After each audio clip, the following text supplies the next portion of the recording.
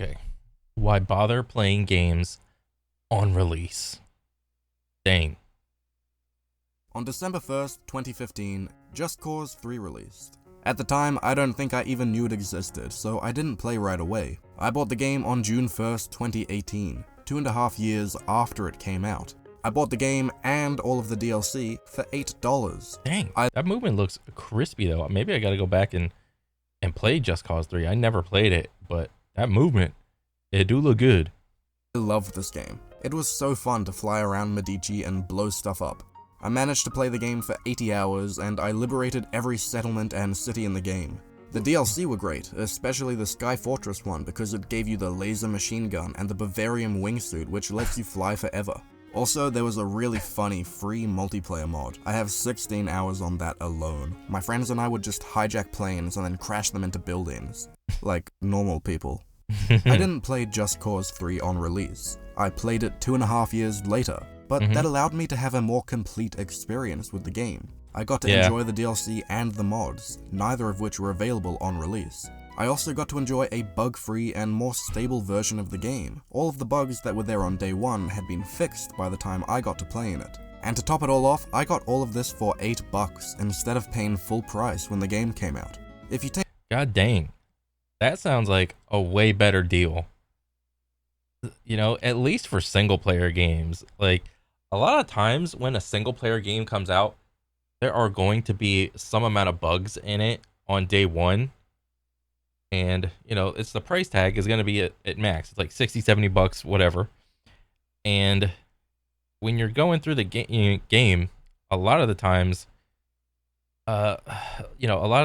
games are just like always online right now. So that gives you, or it doesn't give you, it gives the developer the ability to patch a single player game to get the better version of the product that they have in their mind, because what they release is just the minimum viable product.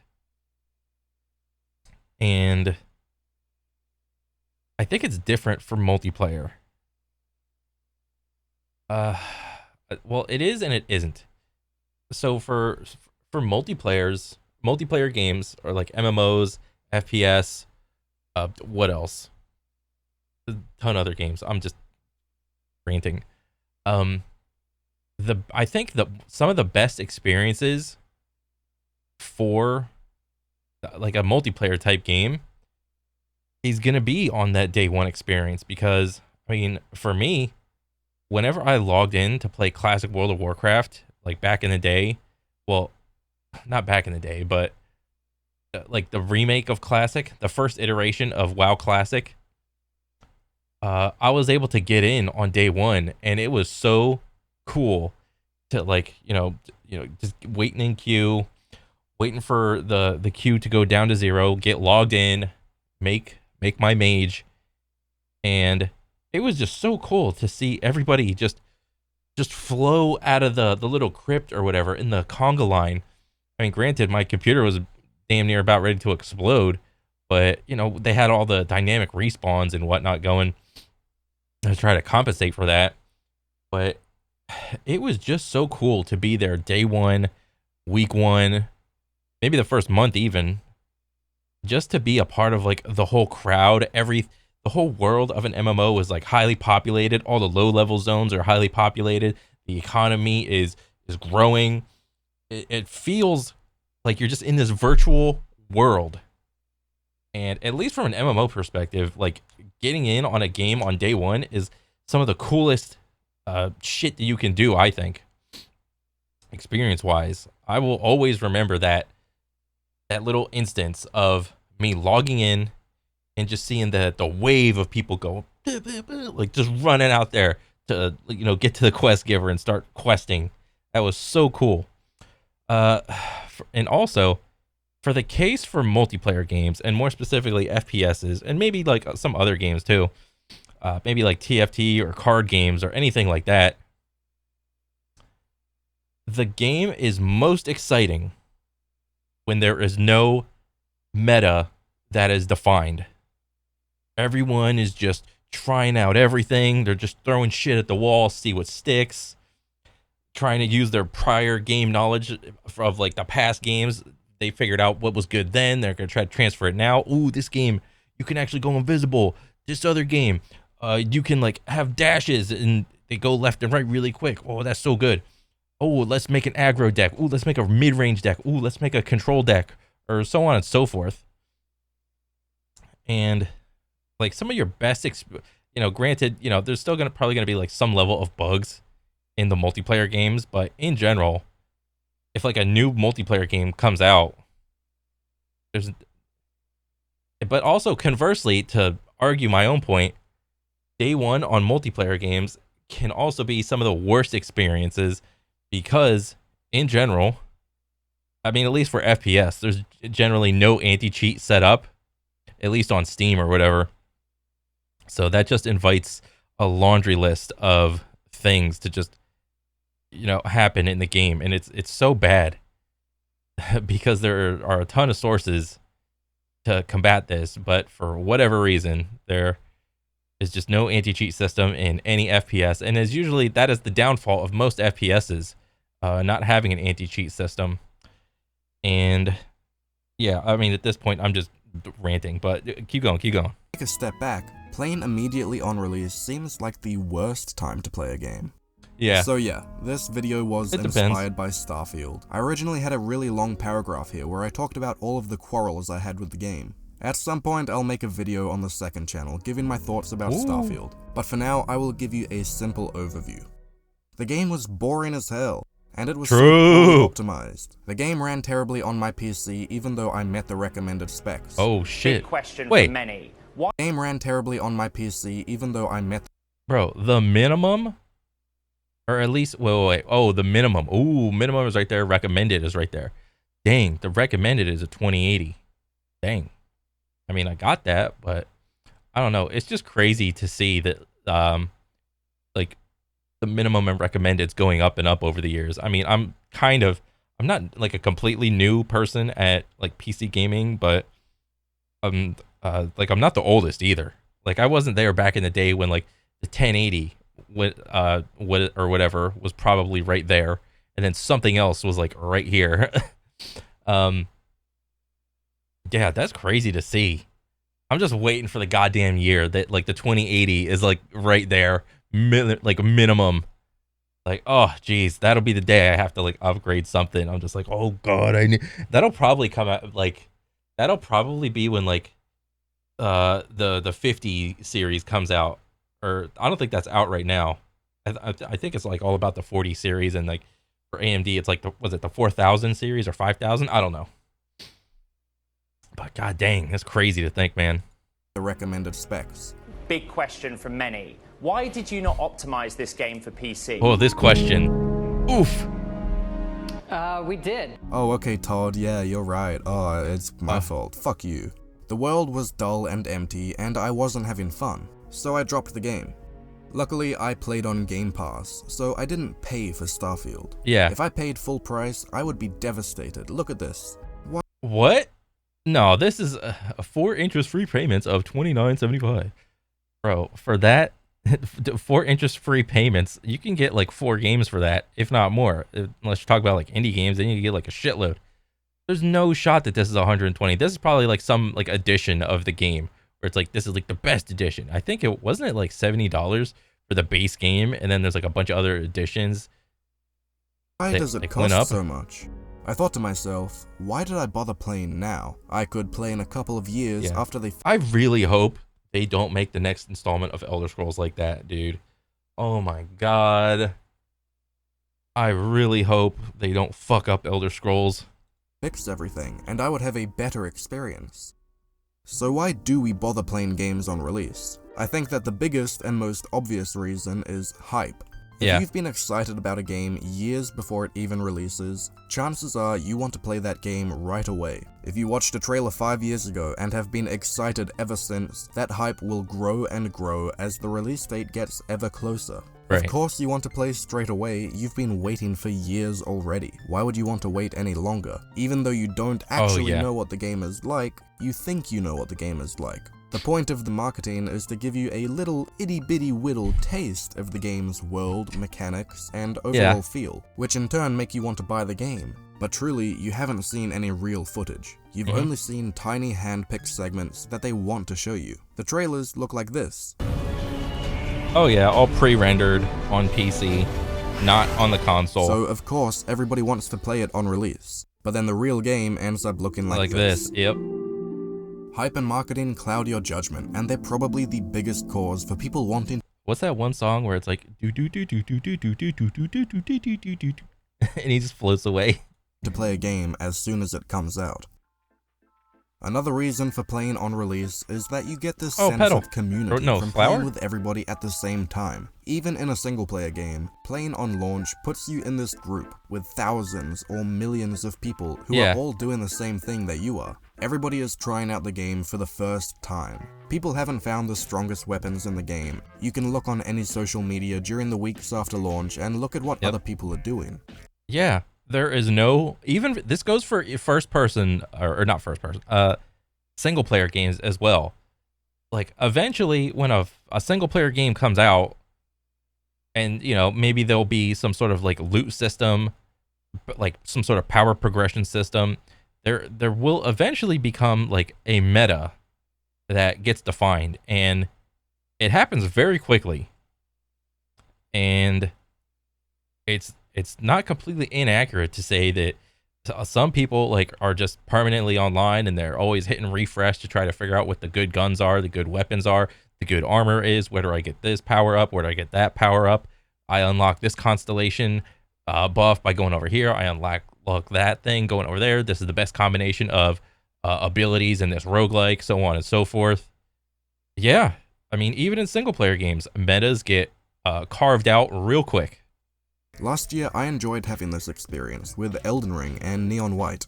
When Neon White released, the leaderboards were fresh and empty. Nobody had figured out the meta or how to break each level. As a community, everyone found out the best ways to speedrun.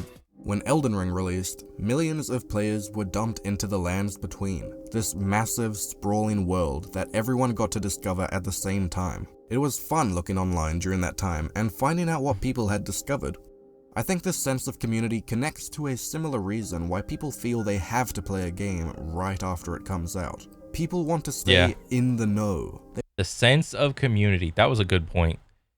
Because, you know, like I said, if you're at least playing on like PC or a console, or maybe you got your console right next to your PC, you can have like a couple forums or whatever opened up about that game, and you can see like you maybe got Twitter, maybe got YouTube or Reddit open, or like to see and open up on that like specific game that just came out, and you can watch, you know, you just flip to new and just hit refresh to see what everyone is doing. And it's like, it's a form of community, even if you're just lurking on the side. It's like, oh, I'm playing the game right now, what's everyone else doing? Oh my god, he's that far. Oh, I'm right here about to do that boss. Woo. They want to stay in touch with pop culture and also avoid spoilers, meaning they have to play every new AAA release that comes out, or else they would be lame. There are always going to be more movies, TV shows, and games coming out, but it's impossible to keep up with it all. You shouldn't try to. You can't consume every piece of media there is. Yeah, and you if can't. you can, then please, go outside. One topic that I haven't talked about yet is multiplayer games. Obviously, playing these on release is the best time to do it. It's when the population of the game is probably the highest, and it's when the community... it's the population is the highest, none of the metas are figured out, and it's only downhill from here, essentially. ...is the most active. There is a feeling that if you start playing later, you'll be behind, that everyone will have figured out the meta and be leagues above your skill level. Also, multiplayer games seem to be dying faster and faster nowadays, so you want to get in there as soon as you can while it's still relevant. In this video though, I'm basically just talking about single player games. True. With all these thoughts of Starfield in my head, I was reminded of a similar experience I had 3 years prior. What? Oh, Cyberpunk? Cyberpunk 2077. A tale as old as time. I was looking forward to the game, and I played it the day it came out. I played the game for 28 hours, and I liked it, but the performance issues were too much to bear, so I dropped it. Now, 3 years later, the game is in a much more playable state than before, Yeah. and they're about to release update. Okay, so you said 3 years later, the game's in a much more playable state. However, gamers do not operate with that mentality in their head. If you're trying to play some like hype ass single player game and the game comes out and it's dog shit on day one, for most people, without all of like the prior knowledge of like whatever your experiences were with the studio in the past, whatever the game is on day one, in their head, that's what they're going to associate with that game years later, because your average gamer isn't going to keep up with a game like update 2.0. I am 100% sure most people still think Cyberpunk is dog shit. Like the people that interacted with Cyberpunk or bought it on day one, they don't want to have anything to do with it. They don't even know that like a 2.0 update came around and made it, I don't know, playable. Yeah, I mean, same thing with Battlefield, with what was it, No Man's Sky. I know both of those games, like current day, are like actually playable now, but that was not what it was like on day one, by any means. 2.0 and the DLC. I should have bought the game in 2023 for 50% off. Yeah. Cyberpunk 2077 is one of many examples of games that are better to play after release. Especially nowadays, games seem to release in a terrible state. It could be because of rough deadlines, or maybe the higher-ups at the company don't really care about releasing a polished product. In any case, every AAA game I can think of in recent years has launched with a variety of massive bugs, lagginess, and people complaining about crashes. It's just par for the course with any game release. You can expect it. But most of these issues will be fixed retroactively by the developers. Yeah. If you play after all of these patches come out, you don't have to worry at all about the game breaking. Everybody who played on release got to complain about all of the issues, but now you have a bug-free experience. And it's not just bug-fixing patches, there may have been other updates too that add more content to the game. New weapons, bosses, places to go. There may have been some updates with quality of life features. Oh, Jesus. Small things that just make the game more playable and an overall better experience. And of course, if there was any DLC that came out, you can play that straight away, instead of having to come back to the game half a year later, relearning all the controls and re-remembering the main story. Yeah. You can play the main game and the DLC back to back. One reason that a lot of people play older games is that they don't have a... Bro, oh, you showing like a Doom clip. Oh my god, dude. This was the most painful thing for me to go back to in terms of like learning the core gameplay of Doom and Doom Eternal. Jesus Christ. Like, yes, the DLCs were good, but just the base gameplay of Doom is so, like, you can't just be a lazy piece of shit and play Doom. You have to actually turn your brain on. I had to play with a goddamn... I had to play with this type of mouse. All the buttons on the side. Wait, now my camera's all fucked up in focus. Is it? Okay, it's better. Yeah, I had to play with an MMO mouse for all the weapon swaps. And still, I was like, having to struggle in shit. Like, Jesus. Yeah, it's Doom Eternal and its DLCs are goated, but having to wait like months, years for like the DLC 1, DLC 2 to come out, and then have to relearn everything twice. Jesus, man, that was so tough. Machine which can run the latest games. Not everybody has an $8,000 PC with RGB water cooling and a 5090 Ti. By playing games which are 5 or 7 years old, these gamers can stay just a bit behind the new releases and get a steady frame rate on everything. It also means they don't have to buy the flashiest and most expensive parts. Oh, Jesus. Is this what I have to look forward to when I upgrade my PC? What is this? This is just the graphics card of a gigabyte NVIDIA 4090 over 3K. 4090 over 3K. Hurry, only one in gigabyte is giga shit.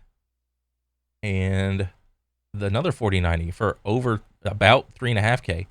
God dang, dude. This is crazy. Wait.